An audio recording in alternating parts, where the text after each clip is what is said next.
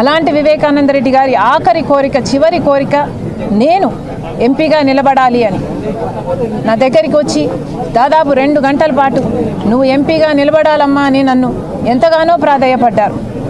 ఆయన చివరి కోరిక నేను ఎంపీగా నిలబడాలని. కానీ ఆ రోజు నాకు అర్థం కాలేదు, ఎందుకు నన్ను ఇంతగా ప్రలోభ పెడుతున్నారు, ఎందుకు నన్ను ఇంతగా నిలబడమని అడుగుతున్నారు. ఈరోజు ఆలోచిస్తే అర్థమవుతుంది.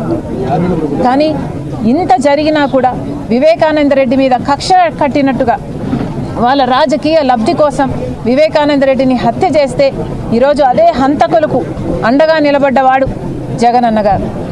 మరి రాజశేఖర రెడ్డి గారి బిడ్డగా నేను ఏం చేయాలి?